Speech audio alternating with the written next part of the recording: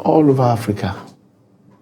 It's good to have you join us today on the program. It is still the first conversation on Global Morning today, and of course, we're looking at the polity, state of the nation. Of course, so many things happening from the polity. We are quite aware of the fact that Amopitan has actually taken charge of the body responsible for elections in Nigeria. A lot of people are asking questions. Some persons are saying, well, now we have a lawyer, okay, who a legal practitioner now handling this very sensitive office. And the president, on his own part, gave a marching order that INEC would need to be free and fair in the conduct of the elections. And Anambra is going to be Amopitan's first test. From there, we'll also look at other issues. As you know, there is a meeting going on, a joint meeting of the National Assembly and, of course, the House of Representatives going on to deliberate on issues. We'll be x-raying Nigeria's political space today. And of course, my guest is already seated. So good. I think if you ask me, there wouldn't be any other person to discuss these pertinent issues with on this platform today, apart from the lawmaker that we have seated in the studio right now, a former lawmaker. And of course, he is a political analyst and a chieftain of the All Progressive Congress in the person of Honorable Obun. It's good to have Cletus Obun. It's good to have you in the studio this morning, Honorable. Thank you for having me to discuss the mirage of issues, the deluge of issues and activities going on around our country today. Many thanks for joining us. Let's begin from people. A lot of people are speculating so many things, and some Nigerians are saying, hey, come on. INEC is INEC. No matter what you do, no matter who is there, INEC is INEC. And some Nigerians are saying, no, it's going to be a different ball game altogether. Now that we have a son, all right, this is someone who knows the law and the implication of going contrary to the law. What do you think? What's your own perspective as far as INEC is concerned? Let's take a cue from the forthcoming election in Anambra State, the off-cycle election. Let me say that decision and that choice of Professor Amopitan is well made, well intentioned, and how he executes and proceeds to consummate his office and the duties conferred on him by law, his conscience and his pedigree all point to the fact that we're expecting a reformed and renewed INEC. The last chairman didn't do badly. Take it or leave it, most of what he has done were massive improvements, quantum leaps in our electoral processes, attempt to digitalize our electoral system to avoid human interference as much as possible. Technology failures and others notwithstanding, we can say to some extent that Nigeria has massively improved in its electoral process. And Amopitan now has this job cut out for him to continue to add to the building blocks of our democracy by bringing out election results that will be, to some degree, seem to be consistent with the will of the people. I have no doubt in my mind that Amopitan can do that. And no Nigerian has faulted his pedigree, his past, and his credentials. He has proven that he can do the job, and we expect him to do the very best. But Nigerians must also, this is where my problem is, you cannot bring an angel to preside over satanic agents. What do I mean? No INEC chairman has ever gone to any polling unit to write results.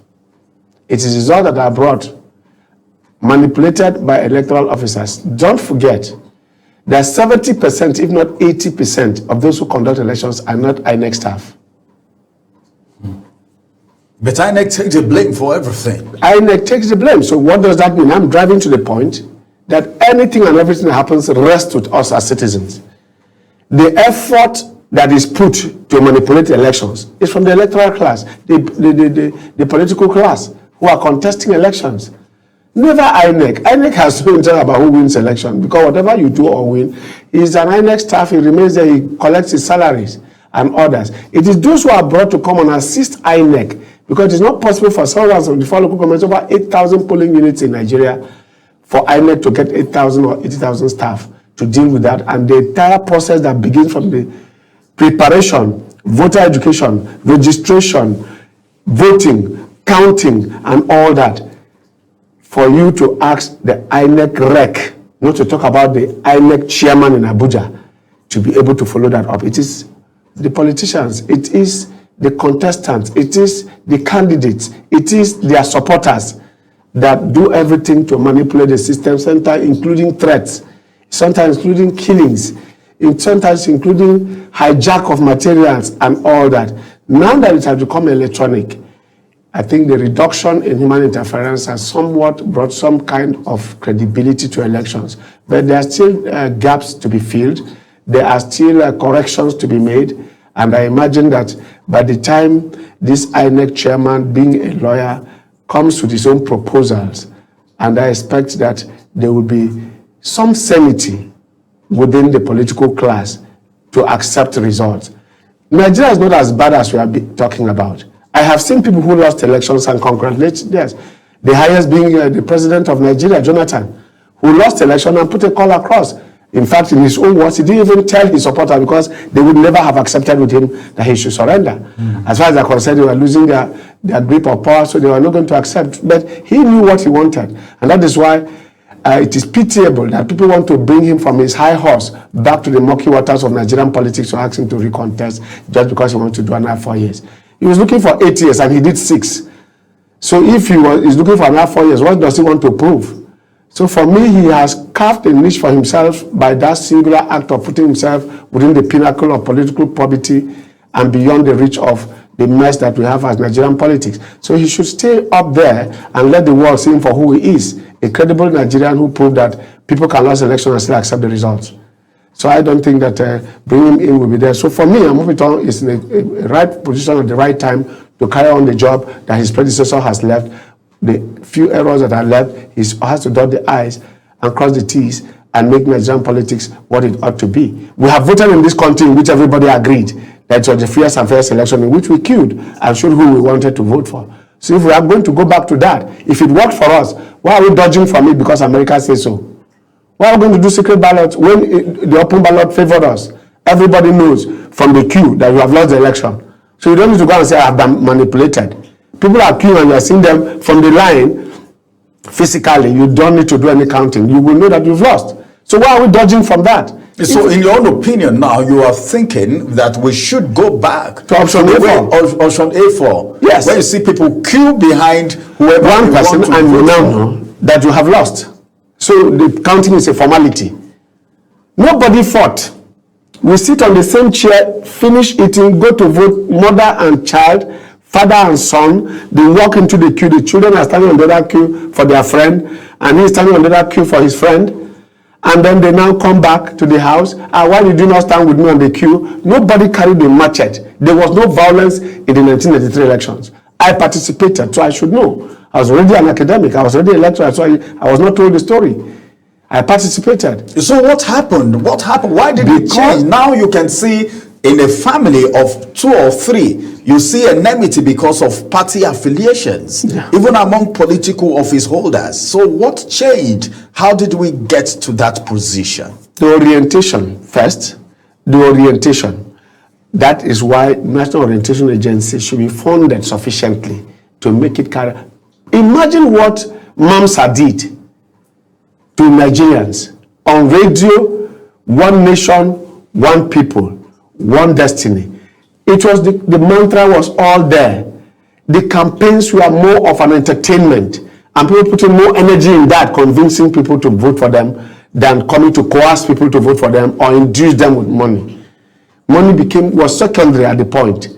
When you see the SDP campaigns and the NRC campaigns, even Tofa, who contested with Abiola, conceded and he lost even in his own polling unit. He lost the elections and nobody fought. Nobody carried any knife. Nobody chased anybody about. There was no violence. So that showed that Nigerians were ready to accept results once they were free and fair. It is a process that people normally question, never the outcome. Once the process is right, everybody is ready to accept the outcome. But because the processes are always skewed, always manipulated, or people perceive them to be manipulated, that brings us to the point where violence erupts. So I believe that Olusegun can take us back to the Home from Wosu model, in which people were going to accept results even before they were announced, because they are already aware.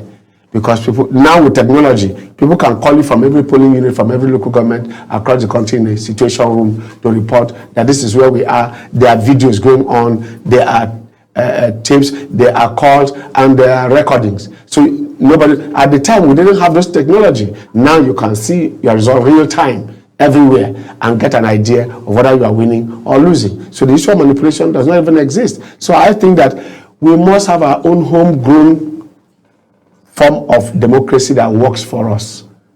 And that only way to do so is for us to be courageous like this president is doing.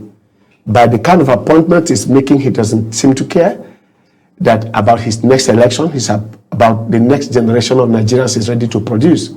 He's demonstrated that with rare courage. He's demonstrated that by the kind of things he's doing. Look at the security architecture. He's just gone to change it in order to give efficiency and give voice and give reality to the fact that security situation has to change. In the electoral process, he's brought in an Omopiton, a lawyer, a senior advocate. He's reached the pinnacle of all his careers. As a lawyer, he's a senior advocate. As an academic, he's a professor. In terms of he's got into the peak. You got a square peg in a square hole. All right, talking about appointments now, you're talking about how fantastic the president's appointment has been. More so that you are a chieftain of the All Progressive Congress. Now, let's look at the appointment of the security chiefs, the service chiefs that we just had. In one of the papers this morning, I think by that I will need to look at what that headline say. The headline, it's on the Punch newspaper to be specific. I'm actually bringing this up. I know you're not a security expert, but then you're a political analyst and you interface with the people, and you are a Nigerian, a former lawmaker and a chieftain of the All Progressive Congress, which is the ruling party. And you just talked about the fact that the president's appointment has been very superb. What would you have to say about the appointment of the new service chiefs that we have? Because according to the statistics on the Punch newspaper, it's been said that 500 generals are forced out despite rising insurgency for this one to say, not just under this administration, but under President Muhammadu Buhari and this current administration, which is also under the All Progressive Congress. The writer to that story says ex-generals warn of crisis as Buhari-Tinubu eras lose young generals to early retirement after shakeups. What would you have to say about that? Just yesterday, a security expert on one of our baby sister station was saying about 100 and something officers have to be retired. Don't belabor yourself for these ones to come in. So what do you think about this appointment this time? Let me say this. Part of my studies have been on military and politics. I've done sufficient research on this. Between Pakistan, India, US, and UK, certain traditions exist on the basis of seniority. People lose their positions in the army, but they have what they call the reserves, which is to say that you can retire, but you're on the reserve list. If you're an infantry soldier and there is a war that needs to be prosecuted, the Nigerian state goes for you wherever you are in retirement and say to you, lead this operation. So you are retired, but not in any way disengaged. You are still part of the military. But in Nigeria, why these people are making this point, which I agree with totally, that it is a waste to train one recruit. To train one recruit in the Nigerian army is so much not to talk about training a general and those who grew from the rank, not to talk about cadets from NDA, Nigerian Defense Academy. So going to go and retire them on the basis of promotion or appointment, political appointment of one person. What others do in other traditions also is to send them to the institutes for training, send them to NDA, send them to Army Resource Center, send them to Oshodi. So they are still within the army and therefore still useful and can be drafted to take up operations and engage with what we call Cincinnati in Africa. Cincinnati is a Greek general who retired, but when his country was at war, he had to return from retirement to save the Greek city-state. This is what we want to see here.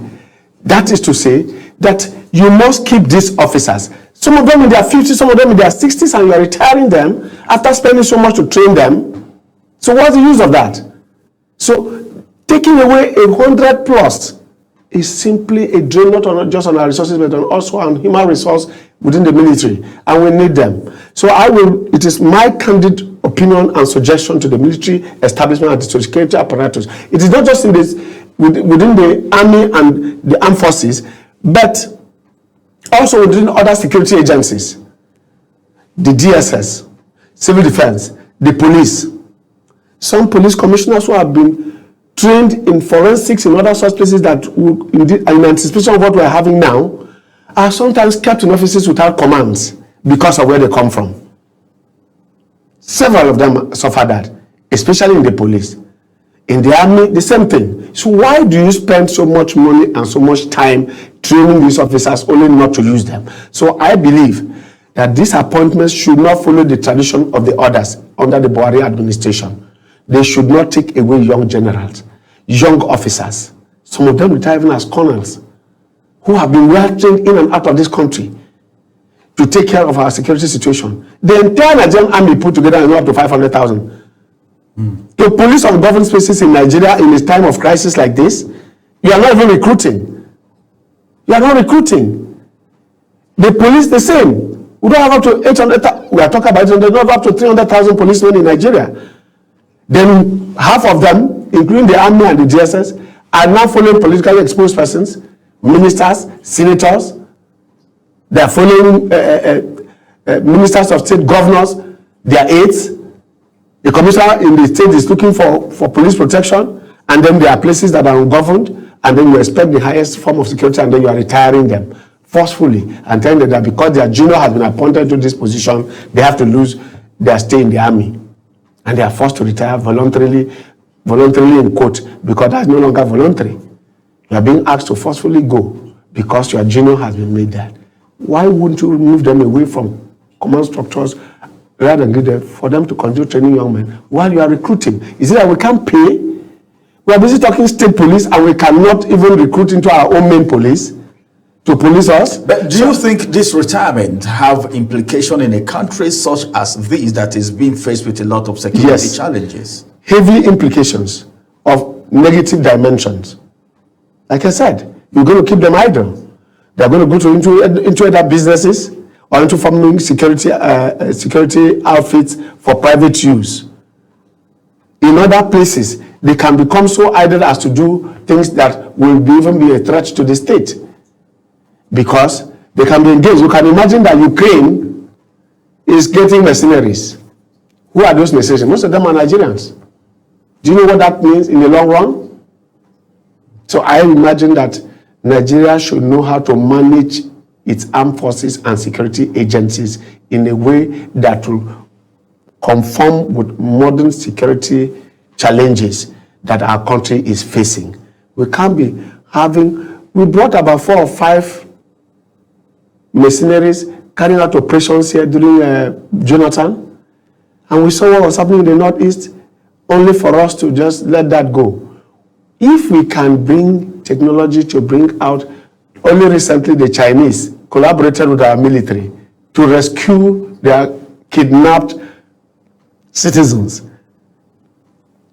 Only recently as well in Birni Forest, an American was kidnapped from Washington. Nigeria collaborated with them and the Marines came in here and rescued the boy and then eliminated the kidnappers and the bandits.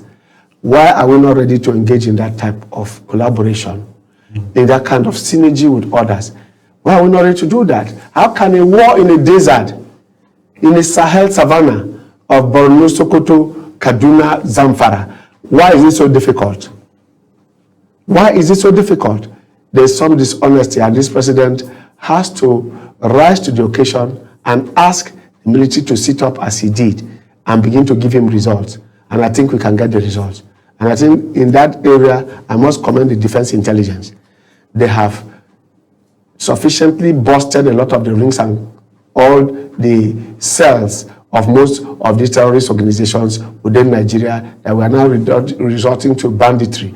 But the resurgence of Boko Haram in Sambisa Forest is worrisome. That means that we must have to up our game in that direction. Otherwise, the retirement process as we are going on now further whittles down and demoralizes the forces, the personnel. And of course, talking about their welfare as well is something that Nigeria must look up to, because moving around with young officers does not give us the encouragement that their sacrifices are appreciated and will be rewarded. It is not when they die that you go and talk to their widows. They can be saved with good equipment, with good morale boosting welfare packages. And of course, we must have to take it home that our military have made excessive sacrifices, that asking them to go the way we are doing now does not encourage a force that we can use to face the present challenges of our country. For me, therefore, two things that must be taken away from here. One, that they should not allow this appointment to take away the good number of our quality officers who are still in service. They must have a way of keeping them in the institutions, in the military institution for training. They can even become lecturers in universities.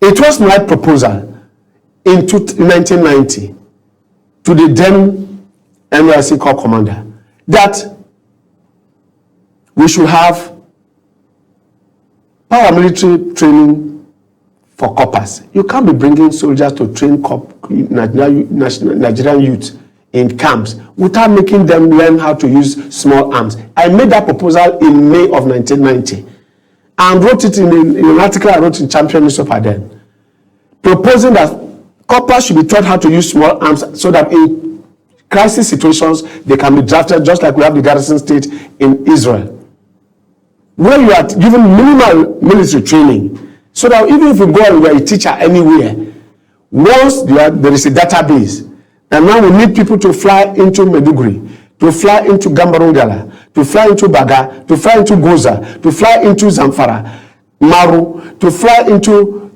Imo, get into Ngopala, that there is a crisis there. The young officers who are trained, the corpers who are trained in flights and combat helicopters will be brought from anywhere they are, either as teachers or carpenters or businessmen. They will be flown in to go and do that operation and return to their business. This is what happens. I had said so. Corpers will be the ready-made. Nigerian corpers can be ready-made military arm. Some persons will say, well, if they have that training, it may be used for the wrong reasons, especially when you leave service and the job is not there. Don't you think they can use it for manipulative purposes? That is job already created for you. That does not stop you from being a teacher. That does not stop you from being a businessman. But the wrong purposes is when you don't, because if you know how the youth service program is today, they even give you startups for your business. All right. They train you on how to do a lot of things. So those startups should be effectuated, they should be actuated, they should be activated. That is to say that as you are living, it is not just to train them, you give them the startups. So the person is not idle ab initio, unless he now wants to look for another job. If you're going to into cream making, if you're going to go into confectionaries, if you're going to go into trading in and out of the country, he has the takeoff grant that the federal government has already provided. That happens in service. So it is what you do with it. If it is monitored and mentored, clearly, you will see that no corper will be idle. As far as you pass through the Nigerian Service Program, you come back, you are already self-employed. Okay. There are more opportunities like that in Nigeria than going to leave people to loud around the streets. So in any case, like I told you, We don't have enough personnel in the army. We don't have in the police. We don't have in the DSS. We don't. So what are the corpers going to be doing? From your youth service, you voluntarily, are you going to, can you serve in the army? Can you serve in the police? Can you serve in the, you should recruit from there. That's where you have your finest brains. Like I said, most of these officers can be sent to the camps to identify these talents and bring them into the forces. Okay, just to make them useful instead of just retiring them outrightly. All right, let's move away from there. The National Assembly and of course the senators and of course the House of Rep members are having a constitutional review meeting in Lagos, and of course one thing stood out. That's the panel proposes 6 new states. And let's look at the activities of political office holders, especially the governors. One, we're talking about creation of 6 new states here that's been proposed, even though that of the Southeast is already there, to get 1 state additional so that they can also have five states like other regions. That's, by the way, the activities of people who govern these states, the politicians who govern these states. Take, for instance, the money is being released or realized from the subsidy that was being removed, which go down to the governors. Nigerian people seems not to be seeing the impact of that money generated from the subsidy, the money recovered from the subsidy that was removed. Now, what do you think, okay, about the creation of these states, especially when it has to do with the actors, these politicians who are the leaders of the state, as it has to do with resources? Well, this is what citizen participation is all about, and which is what you in the media have to engage in. So I'm happy now that people are admitting, including the governors themselves, that there's enough money with them coming from oil subsidy from the federal government. It is no longer about paucity of funds or lack of funds. It is about application of funds. None of them have come out to identify that they have the money with them. Please, I remember that the Niger State Governor, the Kaduna State Governor, the Enugu State Governor, they all came out on national television to say that they're having enough money now, and that is why most of them said they had to decamp, because they now have resources to take care of their states. That is why even the president came out to say, water the grass. He made that statement because he's conscious of what goes to the state. It is published. Why are Nigerians so lousy that they cannot even find out that this is what we are going to on the website? What are they? They are watching skits and watching movies on their phones rather than doing research. So they are completely oblivious of the kind of activities the federal government is engaged in. They came first, liberalized and decentralized the issue of power generation. That means you can do that. That is why Abia State Governor can do what he's doing. He has also come out to say he has enough money now to do what he's doing. So it means the other governors are just refusing to do what they are supposed to do. And that is why you must, as citizens of that state, hold your governor accountable, and not the president. The president is not a policeman to police states and ask governors as like a senior prefect or headmaster and asking teachers to come and bring their lesson notes for marking. That is not the duty of a president under a federalism. So for me, the buck shifts now to the citizens to ask for accountability. Rather than looking at the president, look at your governor and ask him, this is what the plan, and look at your own allocation. Where is the money going to? Ask your governor that. All right, thank you. Thank you, Honorable, for joining us. This is the much time will allow us today. I would have loved us to talk more, but we hope to have you in the studio some other time so that we can still look at the political space, because there is so much to talk about. Many thanks for joining us this morning on the program. Thank you. The 6 states they are proposing is 1 per zone. The southeast zone is to make sure that they balance out with the 6-6, apart from the northwest, which has 7. Now the intent is now that after the 1 they should have this. But let me say that Ogoja State has to be created because it's the only province in South that has not been made a state. So whatever they are doing, that should come in there. Thank